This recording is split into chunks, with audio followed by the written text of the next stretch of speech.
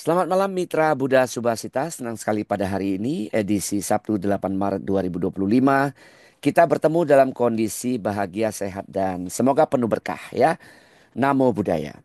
Namo Buddhaya. Ya, Nama baik. Di budaya. seberang sana ada Dr. Heru Suherman Lim. Iya, Dr. Heru, bagaimana kabar malam ini? Selalu luar biasa. Dokter Po sendiri bagaimana kabar? Selalu juga luar biasa. Kenapa kita harus sering bertanya kabar? Supaya Hmm, memastikan bahwa kita masih hidup gitu ya. betul itu. Masih dalam Iya, kondisi. apalagi di WhatsApp ya.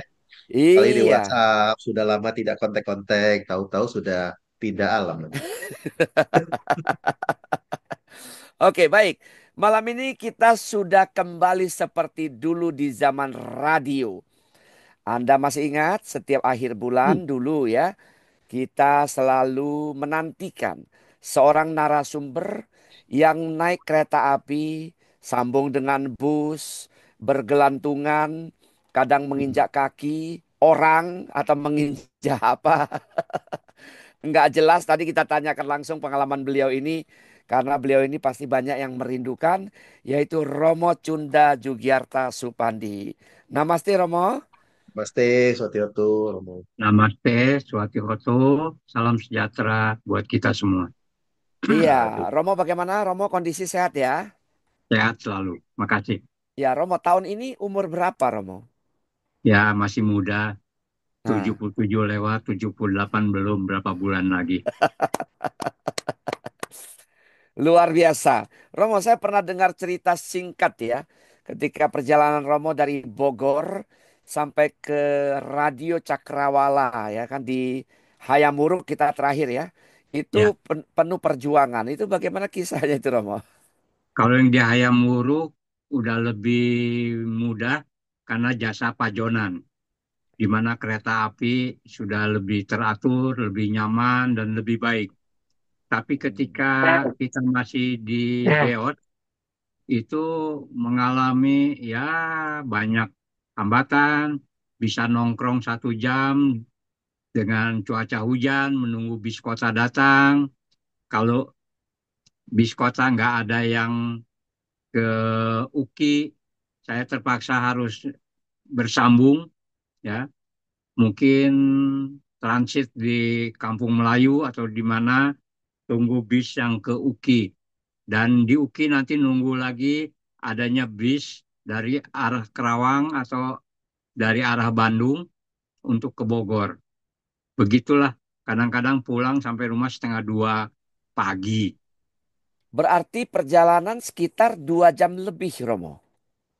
Kalau naik kereta, iya. Setelah naik kereta tuh mudah, saya bisa turun di Mangga Besar. Nah, Dari Mangga Besar tinggal naik apa angkot hmm, sampai di persimpangan Ayam Buruk. Dari situ bisa naik busway dan sebagainya bisa lah. Atau saya hmm, langsung ke kota, naik busway, turun di Gajah Mada, di depan apa ya gedung di mana kita siaran. Pulangnya iya. juga cepat-cepat, mengejar kereta yang mudah-mudahan baru datang dan bisa segera pulang. Dan saya tiba di rumah sekitar jam 11. Wah, Itu luar. lebih cepat, jauh lebih baik daripada sebelumnya. Ini jasa pajonan yang dilupakan orang. Iya, luar biasa ya. Jasa orang tetap harus kita ingat. Kata New, kata Wedi, ya Romo ya. Betul. Iya, jasa baik orang jangan lupa diingat sebagai satu berkah buat kehidupan kita ya. Nah, itulah perjalanan Romo Cunda. Maka ketika Romo Cunda beberapa waktu yang lalu mengalami kondisi yang kurang sehat, banyak sekali umat yang ingin datang berkunjung dan membesuk beliau di rumah sakit ya.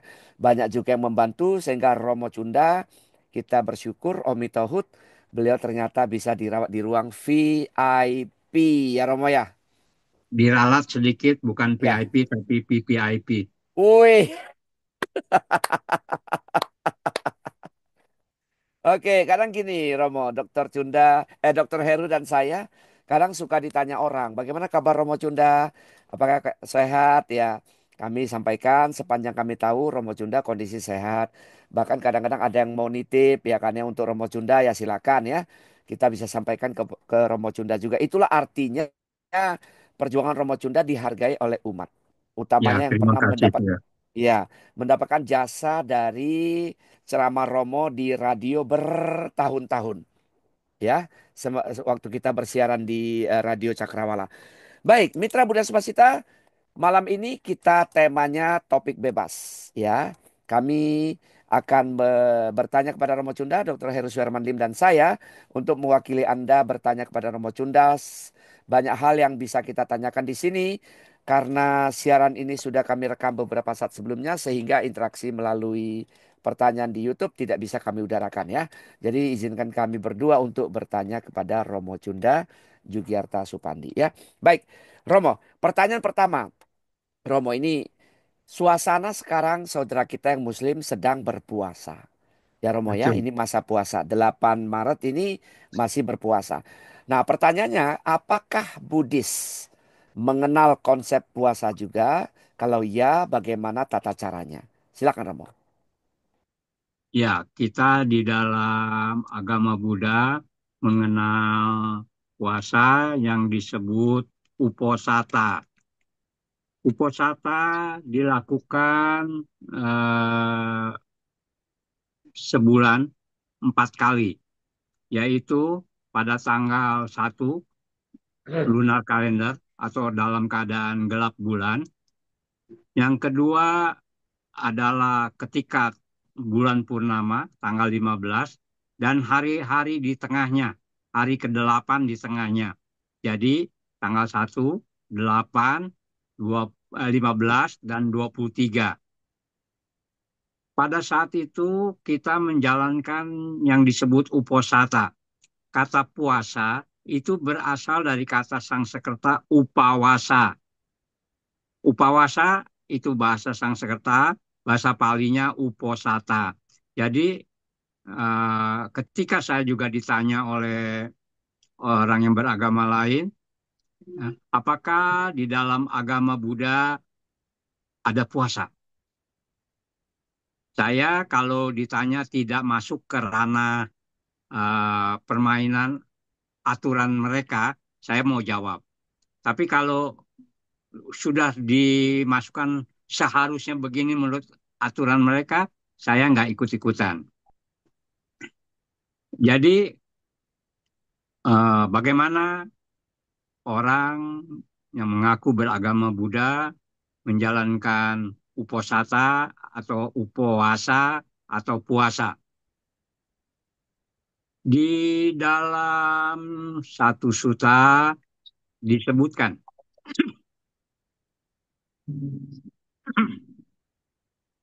bahwa ada 3 jenis uposata. Yang pertama adalah uposata penggembala, yang kedua adalah uposata niganta, dan yang ketiga adalah uposata para mulia atau Arya uposata. Yang disebut uposata kaum penggembala, misalnya malam hari seorang penggembala setelah mengembalikan sapi-sapinya kepada pemiliknya, ia merefleksikan sebagai berikut, merenungkan sebagai berikut. Hari ini sapi-sapi merumput di tempat ini dan itu, dan minum air dari tempat ini atau itu. Besok sapi-sapi merumput di tempat ini dan itu, dan minum air dari tempat ini dan itu. Demikian pula, seseorang di sini menjalankan uposata dengan merefleksikan sebagai berikut. Hari ini aku memakan ini dan itu. Hari ini aku memakan makanan jenis ini dan itu. Besok aku makan makanan ini dan itu. Besok aku akan memakan jenis makanan ini dan itu. Pikirannya cuma makanan terus yang dipikirkan. Karena mereka menganggap bahwa nanti untuk berbuka puasa mau makan apa? itu yang dijalankan oleh para penggembala yang memang sangat sederhana pemikirannya, namun lumayan bahwa mereka mau menjalankan puasa. Namun masih belum sempurna di dalam pelaksanaan dan pandangannya. Lalu yang kedua adalah uposatha kaum Niganta. Niganta itu, nir itu tanpa, ganta itu ikatan. Jadi manusia yang bebas barangkali begitu. Uposatha yang dijalankan oleh kaum Niganta ada mereka memerintahkan kepada para siswanya sebagai berikut. Mari, sahabat, letakkan tongkat pemukul terhadap makhluk-makhluk hidup yang berdiam dalam jarak lebih dari 100 yojana di arah timur. Begitu juga kepada mereka yang ada di jarak yang sama ke arah barat. Begitu pula ke arah utara dan ke arah selatan. Mereka menginstruksikan agar bersimpati dan berbelas kasihan terhadap beberapa makhluk hidup, tapi tidak pada yang lainnya. Jadi ada makhluk-makhluk yang dihormati, ada makhluk-makhluk lain yang katakan diabaikan. Pada hari uposatha mereka untuk menginstruksikan para siswa mereka sebagai berikut. Mari sahabat, setelah menyingkirkan semua pakaian, mereka melepaskan pakaian, ucapkan, aku sama sekali bukan milik siapapun. Juga segala sesuatu dimanapun, juga sama sekali bukan milikku. Bagus dalam pemikiran mereka bahwa dia bukan milik siapa-siapa dan yang apapun yang ada bukan milik mereka. Tapi orang tuanya mengetahui ini adalah putra kami. Sampai kapanpun mereka akan menyebut ini anak saya dan bukan anak orang lain. Dan orang lain juga seperti itu, mengalami hal yang sama. Orang tuanya menganggap kamu kan anak aku. Kok bisa mempunyai pandangan bahwa kamu tuh bukan milik siapa-siapa. Begitulah mereka hidup di dalam kebohongan dalam diri sendiri. Dalam hal ini bukan cuma kebohongan, tapi ketidakjelasan batinnya melihat posisi mereka sebagai apa dan apa yang mereka ucapkan sebagai suatu slogan spiritual yang tinggi, tapi diterapkan di dalam kehidupan sehari-hari. Agama Buddha juga sama sebetulnya. Yang pertama, ya, misalnya segala sesuatu bukan milikku. Tapi ketika barangnya diambil, apa yang hilang? Itu laptopku, HP-ku, semua milik dia. Ini yang sebetulnya bukan kata-kata yang sangat rendah. Kata-kata yang bukan diucapkan secara umum kebiasaan sehari-hari. Tapi bersifat filosofi. Bahwa segala sesuatu punya sistem sendiri, punya jalan sendiri, mereka muncul berkembang lenyap. Contohnya HP. Kita pertama kali beli, maka HP ada.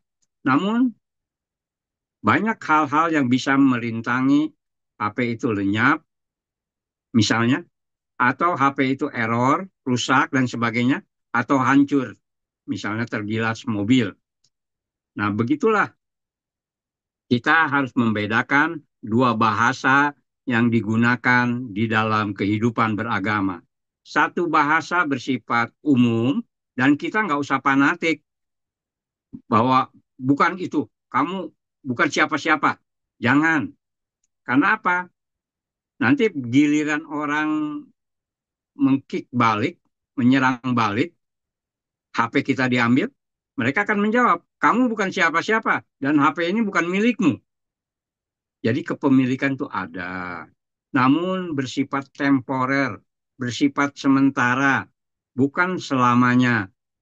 Nah, jadi hati-hati di dalam belajar agama Buddha, terutama membaca kitab yang lebih mendalam seperti Sutra Hati, Sinching, misalnya lagi yang lain, Wajra Cedika Herdaya Sutra, Sutra Pemotong Berlian, atau mungkin Anatalakana Sutta dan sebagainya. Karena itu bersifat sangat mendalam dan jangan dicerna begitu saja.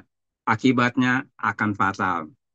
Lalu yang ditanyakan, yang ketiga adalah kaum Uposatha, kaum Arya, kaum mulia yang diajarkan oleh Buddha. Pikiran kotor itu dibersihkan melalui usaha. Dan bagaimana pikiran yang kotor dibersihkan melalui usaha? Di sini kata Buddha kepada Wisaka, seorang siswa mulia, mengingat Sang Tathagata sebagai berikut. Sang Bagawa adalah seorang arahat, tercerahkan sempurna, sempurna dalam pengetahuan sejati dan perilaku, sempurna dalam menempuh sang jalan, mengenal dunia, pelatih terbaik bagi orang-orang yang dijinakan, guru para dewa dan manusia yang tercerahkan, yang suci. Ketika seorang siswa mengingat Sang Tathagata, pikirannya menjadi tenang. Itulah perlunya kita sering-sering merenungkan kebajikan Buddha. Buddha Nusati dalam bahasa Pali atau Buddha Semerti di dalam bahasa Sanskerta. Ketika memikirkan butir-butir mulia dari seorang Tathagata, pikirannya akan menjadi tenang. Kegembiraan akan muncul dan kekotoran pikiran secara alami ditanggalkan sehingga usaha ini perlu untuk kaum pemula seperti kita merenungkan kebajikan Buddha, merenungkan kebajikan Dharma, merenungkan kebajikan Sangha sehingga kita menjadi orang yang bajik. Kita akan menjadi bijaksana kalau kita memahami segala sesuatu tidak terkontaminasi oleh loba, dosa, moha. Maka dari itu, kita diajarkan meditasi yang sebetulnya meditasi itu cuma satu. Jalan menuju ke pembebasan itu cuma satu. Ekayano mago. Cuma meditasi itu ada dua bagian. Yang pertama samanta, yang kedua wipasana. Banyak orang menganggap bahwa yang paling penting belajar wipasana. Lah, bagaimana wipasana kalau samantanya juga nggak ngerti? Lalu mereka mengutip suta, bahwa di suta para Brahmana tidak diajarkan samanta. Ya jelas, para Brahmana adalah orang-orang yang piawai di dalam meditasi samanta. Mereka sudah mencapai tingkat-tingkat jana tinggi, tingkat pemusatan pikiran yang tinggi. Jadi Buddha tidak tinggal mengajarkan wipasana. Makanya kalau baca suta, lihat judulnya, lalu lihat dengan siapa Buddha berbicara. Kepada seorang yang pandai, Buddha berbicara singkat. Kepada orang yang kurang pandai, Buddha mungkin membabarkan lebih panjang. Lalu kepada mereka yang kurang pandai, Buddha akan menerangkan dengan detail yang disertai contoh-contoh. Jadi berhati-hatilah kalau membaca suta. Jangan baru baca satu suta sudah menganggap ini yang paling benar, yang lain keliru. Karena ada orang yang terkontaminasi seperti itu. Dan dia menjadi seorang yang sangat-sangat menempuh kehidupan penuh pertikaian dengan pemeluk agama Buddha yang lain. Seorang meditator yang tidak memahami esensi yang sebenarnya. Untuk itulah kita perlu wawasan, pandangan yang jernih, sehingga kita mengikuti ajaran Sang Buddha dengan lebih baik. Jadi, di antara ketiga puasa ini, para upasaka, para biku diharapkan mengikuti jejak para Arya, sehingga bisa melaksanakan Arya Uposatha dengan sebaik-baiknya. Jadi, ketika kita melakukan uposatha, bukan hanya satu poin tidak makan atau tidak minum, ya. Bahkan di dalam uposatha minum diperbolehkan, walaupun sudah uh, tutup, waktunya habis, ya, tapi tetap masih boleh minum. Karena Buddha menghindari dua sistem ekstrim.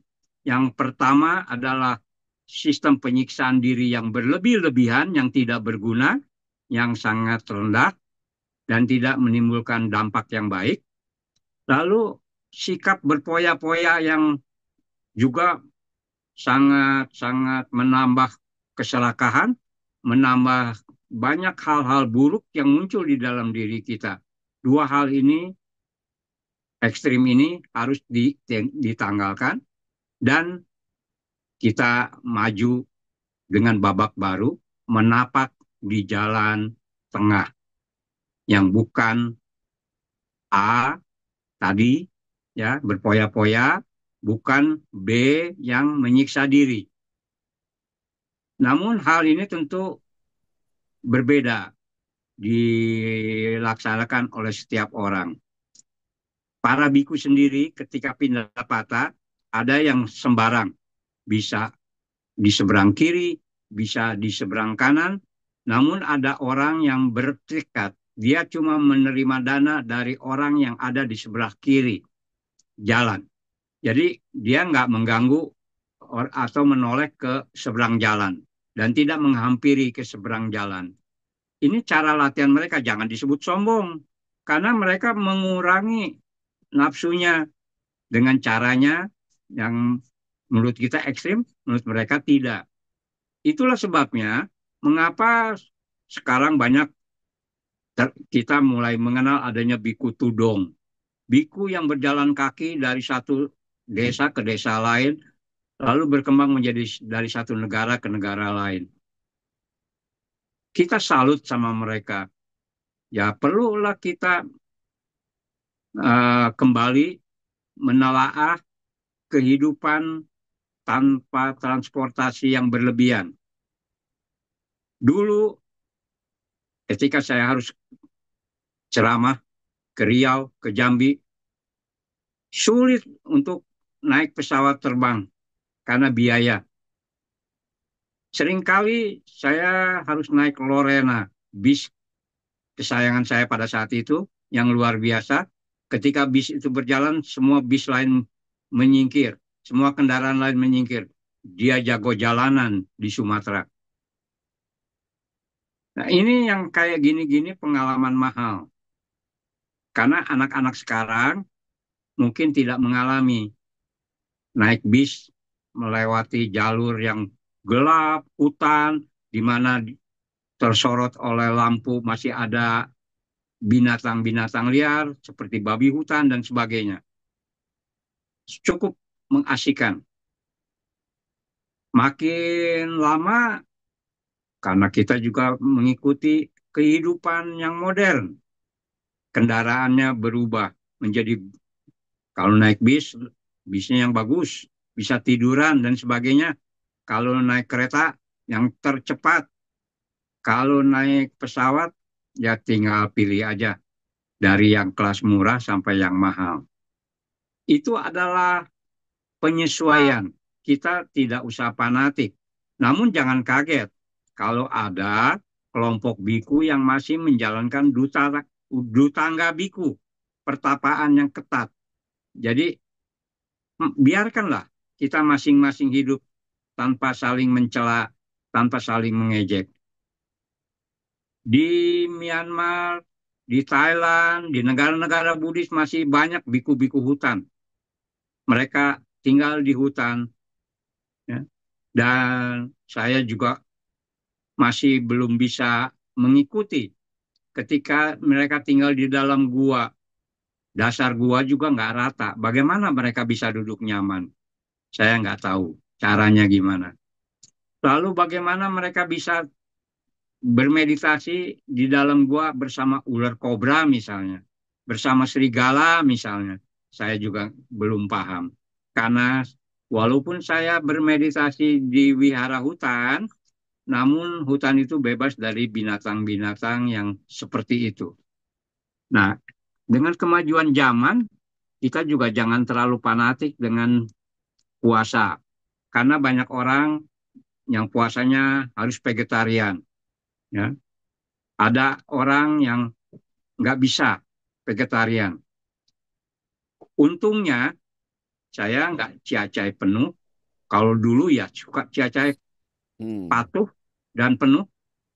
Kalau nggak ada apa-apa, cukup siram dengan air teh, kita minum. Ya, Makan dengan nanti penuh. vegetarian kita lanjutkan pertanyaan kedua Romo ya. Baik Ya, Romo. oke. Nah, teknisnya untuk kita saat upawasa atau melakukan puasa Buddhis itu teknisnya makannya pukul berapa, selesainya pukul berapa tidak boleh makan. Yang jelas kan tadi kita sudah mendapatkan informasi ya bahwa dalam 1 bulan ada 4 kali umat Buddha berpuasa ya Ya, kan ya, yaitu tanggal 1, 8, 15 dan 23 penanggalan lunar. ya, Nah, buat Anda yang bingung penanggalan lunar, itu penanggalan Imlek itu ya. ya. Penanggalan Imlek itu. Nah, Anda lihat di situ ada Ceit, ada CP, ada Capgo, ada Jisa. Jadi tanggal 1, 8, 15, 23 kita melakukan upawasa atau puasa Buddhis. Nah, teknisnya Romo, silakan Romo. Pertama, kita harus mohon kepada biku pembimbing tuntunan sila. Karena kita selama ini sebagai upasaka hanya menjalankan 5 sila.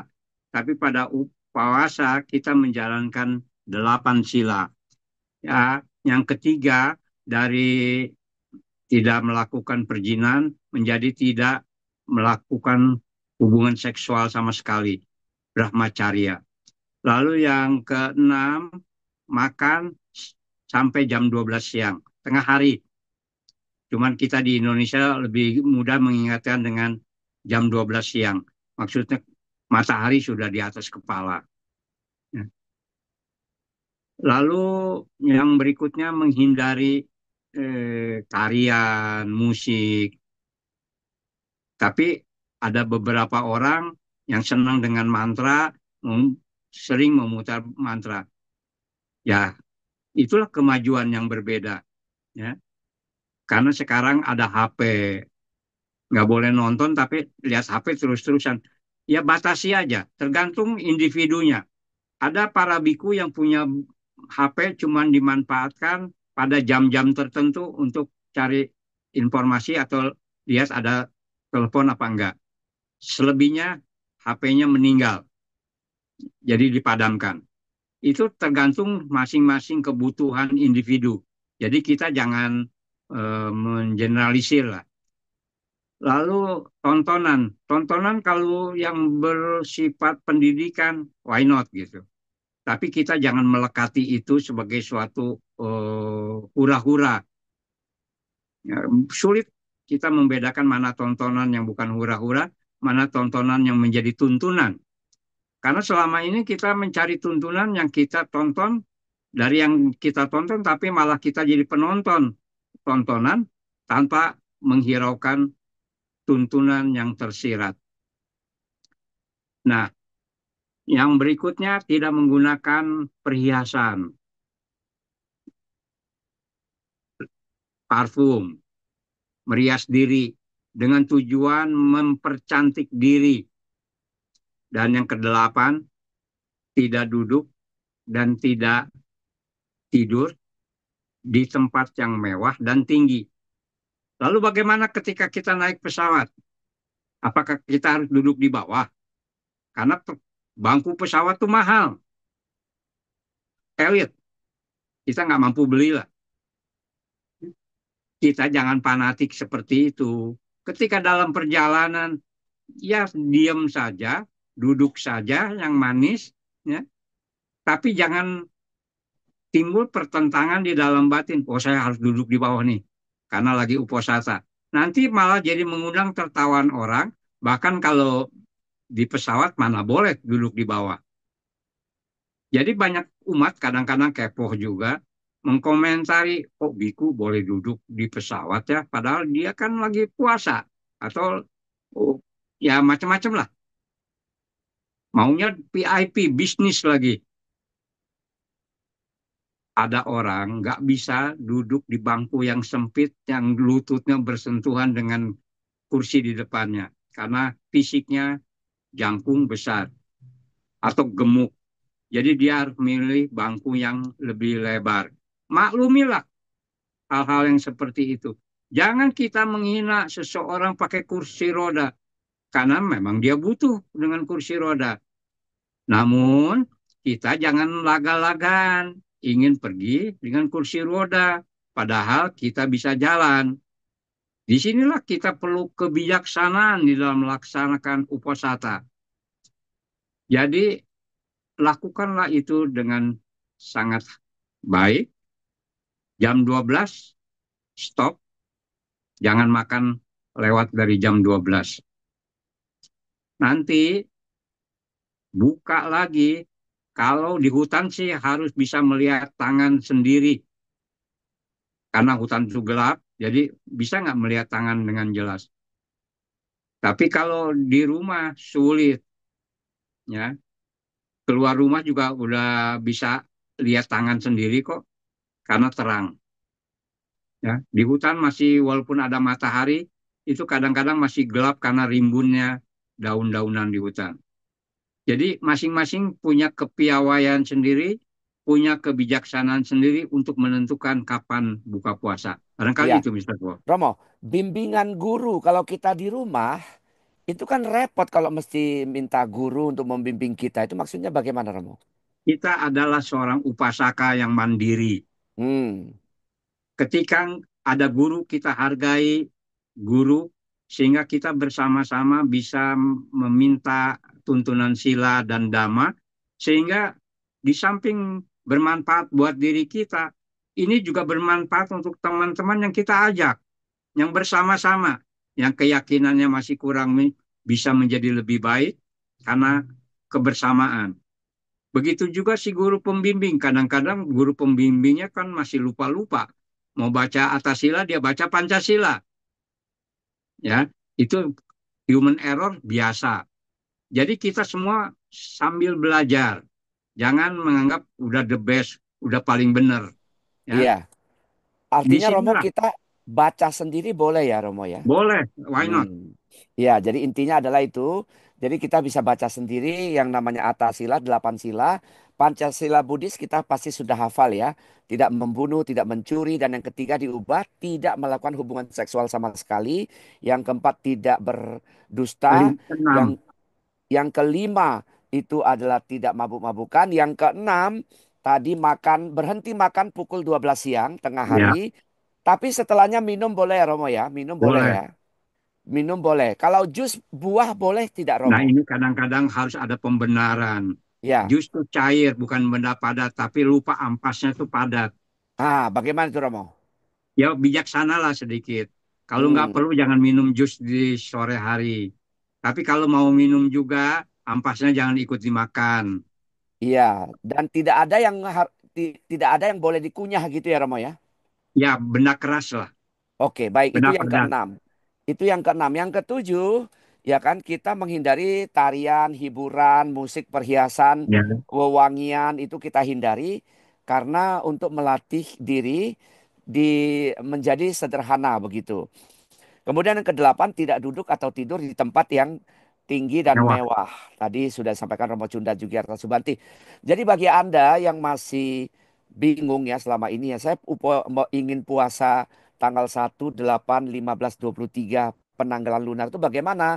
Tadi Romo sudah bimbing dengan sangat bagus. Baca Atasila, kemudian lakukan semuanya dengan baik. Makan hanya sampai pukul 12, selesainya tidak lagi makan sampai besok pagi lagi. Begitu ya, minum dipersilakan kecuali yang jus-jus jika Anda ragu, takut nanti mengunyah dan sebagainya, ya dengan bijaksana mungkin Anda tidak mengunyah ampasnya atau apanya begitu ya. Baik, pertanyaan lanjutan tadi ya, sebelum nanti Dokter Heru menanyakan pertanyaan berikutnya.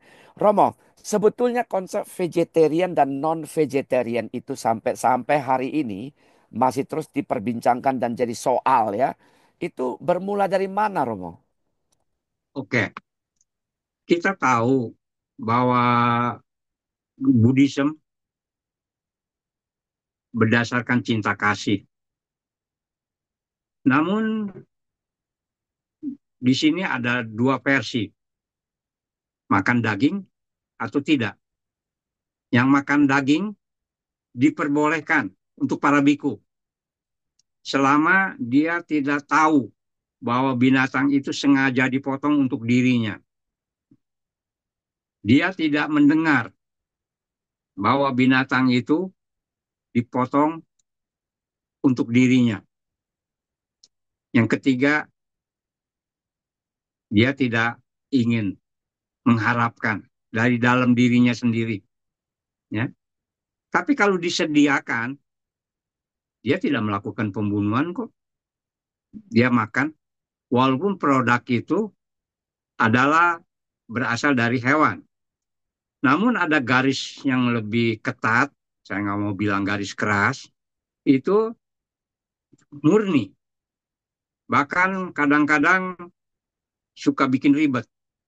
Kualinya bekas goreng ayam nggak? Ya namanya kuali di dapur bekas goreng segala. Lalu mereka cuci lagi. Pada satu saat beli pecel. Bu, tadi ada orang yang beli bekas terasi nggak? Pakai terasi nggak? Kau disuruh cuci ulang, rasanya tukang pecel itu agak sedikit kerepotan juga. Aneh-aneh aja gitu. Tapi itulah manusia. Makanya ketika saya berlatih meditasi di Chanmyay Sayadaw, itu ditanya siapa yang vegetarian dan siapa yang tidak. Yang vegetarian dipisahkan mejanya, makanannya juga serba vegetarian. Ya. Jadi setelah vegetarian berapa hari, lalu mau buka lah, mau melepas, ya, karena biasanya makanannya nggak enak. Kita manusia biasa, maklumilah itu, ya. Jadi ketika mereka sudah nggak vegetarian, dia harus lapor ke kantor bahwa mulai besok dia nggak vegetarian dan dia disatukan kembali dengan orang-orang yang non vegetarian. Happy happy aja tuh kelompok vegetarian berlatih, yang non vegetarian juga berlatih. Ya. Jadi tergantung kepada pemikiran kita. Kalau yang nggak vegetarian juga kalau mikirinnya kalau makan nanti babi hong ya pesen ke umat, ya itu tentu nggak boleh. Tapi kalau kita umat awam siapa yang larang? Nggak ada di sutanya. Mau makan babi hong makan aja. Nah cerita yang kayak gini saya kalau ngomong terlalu belak-belakan khawatir menyinggung perasaan orang-orang yang ketat. Karena saya selama tinggal di Wihara Dharmakaya juga ada kelompok lain yang fanatik berat, itu makan semua dicuci dulu. Ya baguslah, jadi tambah bersih peralatan dapur, is okay, no problem. Buat saya happy-happy aja. Tapi jangan lalu menjadi arogan. Karena banyak mereka tidak memahami. Ada yang makan semeja dengan mamahnya. Dia berkata, Mama, kapan mau tobat? Mama makan bangke tuh, tahu nggak? Bla bla. Janganlah bersifat arogan seperti itu kepada orang tua sendiri malah. Maunya mengajak berbuat baik, tapi yang diajak malah jadi marah, tersinggung, karena cara penyampaiannya yang nggak pas. Vegetarian bagus, katanya bikin langsing. Kata siapa? Gajah, kerbau, sapi semua gemuk-gemuk. Nggak ada yang yang dia makan daging, nggak. Coba lihat yang makan daging. Harimau sebesar apapun nggak akan sebesar gajah. Ya, jerapah jangkung besar. Makannya daun-daun muda di pohon yang di atas. Iya, baik Romo. Ini menarik. Tapi sejarahnya Romo, kenapa bisa muncul dalam tanda petik pertikaian antara mereka lu mesti VC. Nah, Buddha mengajarkan nggak atau ada terjadi sesuatu, ada ayat terakhir Buddha yang menyebabkan itu atau apa Di Romo? dalam satu suta, Buddha menerangkan bahwa bukan nggak pegenya seseorang menjadi suci. Namun ada sumpah-sumpah bodhisatwa di mana mereka mau mengikuti jejak bodhisatwa yang vegetarian. Ya lakukan saja. Ada juga orang yang secara alami nggak bisa makan daging babi. Begitu tahu daging babi dia nggak akan makan. Bukan karena faktor agama, tapi batinnya sendiri yang menolak. Ada yang nggak bisa makan daging sapi. Contohnya seorang paman saya yang masih hidup di desa sebagai petani, dia juga suka bilang, jangan makan daging sapi. Udah tenaganya dipakai, susunya diambil, tainya jadi pupuk. Kamu masih mau makan dagingnya juga? Kejam katanya. Nah itu satu prinsip demi prinsip bukan mustahil, ada alasannya. Kenapa? Karena mereka dengan sapi itu seperti kita juga kalau punya anjing dekat dengan anjing. Disayang tuh anjing. Makanya jangan heran kalau di India sapinya boleh tidur di kandang, yang punyanya di luar kandang. Camping dia. Takut sapinya hilang. Oke, baiklah. Jadi itu dengan pertimbangan yang lain lah itu ya. Peri kemanusiaan dan peri kehewanan barangkali ya. Ya, Kasihan. kurang Ya lebih betul lagi. juga. Benar juga ya, sapinya sudah membajak sawah, susunya diperah, kotorannya digunakan untuk pupuk. Masa kamu masih tega untuk menyantap dagingnya kan gitu ya? Iya, baiklah. Dari Mitra Buddha Subasita, kami masih berbincang dengan Romo Cunda Jugiarta Supandi. Temanya topik bebas seputar agama Buddha pada hari ini. Dan kami sampaikan bahwa kami mewakili Anda untuk bertanya kepada Romo Cunda karena siaran ini sudah kami rekam beberapa saat sebelumnya ya. Baik, silakan Dokter Heru, ada pertanyaan untuk Romo Cunda. Iya. Romo, saya mau balik ke tadi yang Romo sampaikan yang tentang sutra hati dengan Atanalakana Sutta itu ya Romo. Itu kan kalau saya tidak salah membaca itu kan duanya itu membahas tentang Pancaskanda ya Romo. Apakah itu Betul. berdua itu ada kesamaan atau bagaimana Romo? Cara penyampaiannya yang berbeda. Anata itu tanpa diterjemahkan, tanpa roh, tanpa diri, tanpa aku. Padahal kita harus lihat background ceritanya dulu. Di India pada zaman itu ada dua eh, apa ya kelompok. Yang satu menganggap paham kekekalan bahwa roh kita itu kekal. Yang mati cuma badannya aja. Saya misalkan sebagai ban mobil, ban luar dan ban dalam. Ban luar itu jasmani, ban dalam itu jiwa. Jadi yang mati itu cuma ban luarnya saja. Ban dalamnya masuk ke dalam ban luar yang baru. Maka istilahnya reinkarnasi, masuk ke daging yang baru. Sedangkan istilah Buddhis adalah rebirth. Karena apa yang kita sebut aku, itu tidak kekal. Jadi kalau anatta diterjemahkan seharusnya lengkap. Tanpa aku yang kekal, tanpa diri yang kekal, tanpa roh yang kekal. Banyak orang Buddhis yang fanatik, oh nggak ada roh tuh. Kalau nggak ada roh, berdiri aja di tengah jalan, ketika mobil lewat dengan cepat, apa yang terjadi? Ya, kalau cuma kamu nggak ada rohnya, yang rusak yang luarnya aja, nggak mati. Tapi ternyata banyak yang mati tertabrak mobil. Kalau udah mati, arwahnya gentayangan. Katanya nggak ada roh.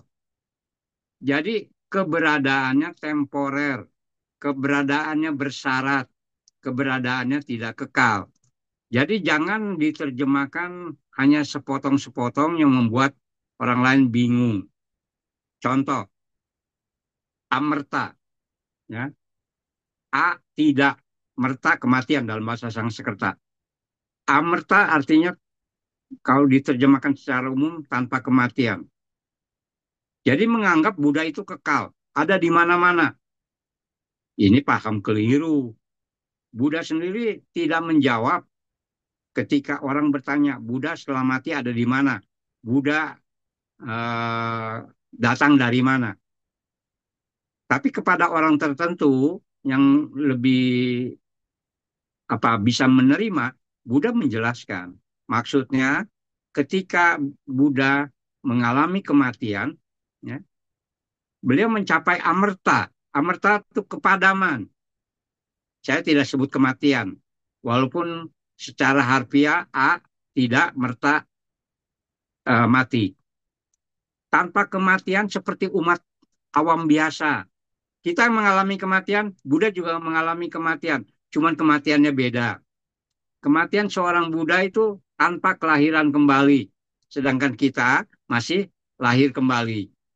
Bedanya itu. Jadi jangan cepat-cepat diterjemahkan secara harfiah tanpa penjelasan. Belajar agama Buddha unik. Saya juga nggak tahu kenapa saya bisa mendapat hal-hal seperti itu. Bisa menjelaskan seperti itu. Jadi perbedaannya reinkarnasi tadi seperti ban dalam dan ban luar, kalau ribet seperti yang kita kenal sebagai tubeless, yang rusak ban luarnya, tubelessnya arwahnya gimana? Mereka terlalu berproses, ya, nggak ada ban dalamnya itu, lalu berproses seperti biasa. Sulit saya menjelaskan yang dengan kata-kata yang lebih tepat dari itu. Makanya ketika saya kemarin minum stem cell, saya mau cari di Buddhis ada nggak stem cell. Saya menemukan ternyata pada saat uh, terjadinya proses janin di dalam rahim ibu, di dalam ilmu pengetahuan hanya dua pertemuan antara sel telur dengan sel sperma, sehingga membentuk sel induk yang jadi jabang bayi, calon bayi. Tapi di dalam agama Buddha ternyata bukan dua, tapi ada tiga. Ya, di samping tadi sel sperma, sel telur dari ibu, ada sel lain, gen karma. Saya bilang sel karma, janaka karma. Sehingga gabungan ketiga ini terjadilah calon janin yang terbungkus di dalam rahim, yang disebut plasenta. Jadi sel induk di situ sudah terbentuk sel badan jasmani, sel materi bukannya badan jasmani, karena masih berbentuk sel induk. Ternyata tidak pernah berdiri sendiri. Di dalamnya terdiri dari 18 unsur. Silakan baca Abhidhamma. Ya, karena terlalu detail. Nah, pada saat proses kematian, kita mengalami cuti cita. Kalau kemarin saya mengalami cuti cita ketika di rumah sakit, happy ending saya. Karena tidak ada pikiran ini itu, blank. Nggak tahu masuknya kemana. Ya, karena kita tidak bisa membayangkan, belum mampu. Belum seperti lama Tibet yang bisa tahu kapan mau mati. Lalu kapan, di mana mau lahir kembali. Saya masih jauh dari hal itu. Jadi beruntung saya melewati masa sangat kritis, bisa hidup kembali dengan sehat begitu cepat. Ini satu mujizat yang saya alami. Ya, sehingga dokter-dokter juga geleng kepala. Dan nggak percaya bahwa pasien yang dioperasinya udah sadar penuh. Oke, jadi di dalam hal ini, Anattalakkhana Sutta coba dipahami dengan sebaik-baiknya. Kalau disincing lebih parah lagi, lebih dalam maknanya, karena sunyata. Sering orang bilang, nggak ada apa-apanya. Bukan nggak ada apa-apa, sunyata kosong dari esensi yang kekal. Sama aja artinya dengan anattala kana sutta. Jadi ketika kita mendalami itu, kita hendaknya jangan melekat kepada dualisme. Karena Xinqing sudah melepaskan dualisme, dia menjadi lokutara. Sedangkan kita yang masih masih lokia, bagaimana mungkin bisa mengalami sesuatu yang lokutara? Jadi kalau mau lokutara ya rintis dulu jalannya. Pertama kali saya juga mogok dalam cerita Xinqing, mau menulis buku Xinqing, batal lagi karena mentok. Tapi ketika saya di Amerika 2019 yang terakhir, itu saya pagi-pagi rajin say hello sama orang Indonesia melalui Facebook ya atau melalui WhatsApp. Selamat pagi. Lalu orang-orang bilang, Romo, Eling, Mo, kenapa? Udah sore masih. Romo bilang selamat pagi. Saya bilang saya baru bangun dan memang masih pagi. Saya Hmm. lupa bahwa saya ada di San Diego. Beda zona waktu Romo ya. Berbeda zona waktu.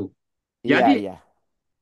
jangan cepat-cepat bilang orang lain salah, keliru, Hmm, sesat karena kita tidak mengalami. betul. Baik Romo, pertanyaan terakhir. Bicara dengan Romo Cunda selalu memiliki durasi yang tidak cukup ya. Romo mengenai doa Romo.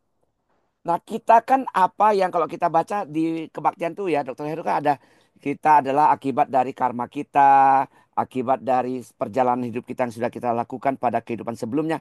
Nah pertanyaannya Romo, doa itu untuk apa jadinya Romo?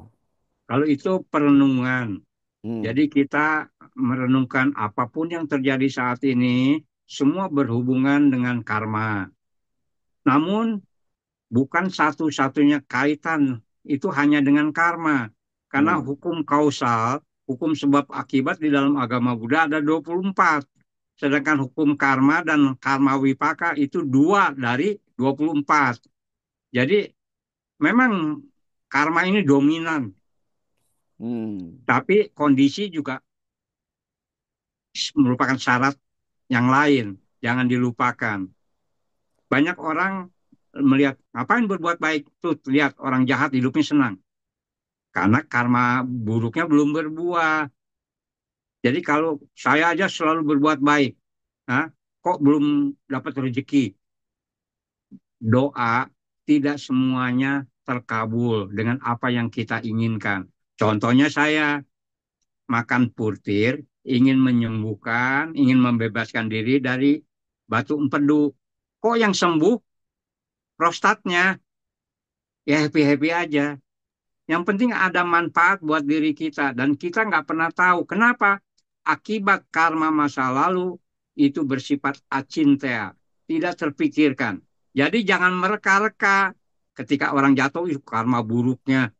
Belum tentu akibat karma buruk, tapi akibat dia lengah, ya terpleset kulit pisang dan sebagainya. Banyak syarat-syarat yang menjurus bahwa dia harus jatuh dan hmm. karma mengikuti berbuah pada saat itu. Betul. Jadi Karma buruk.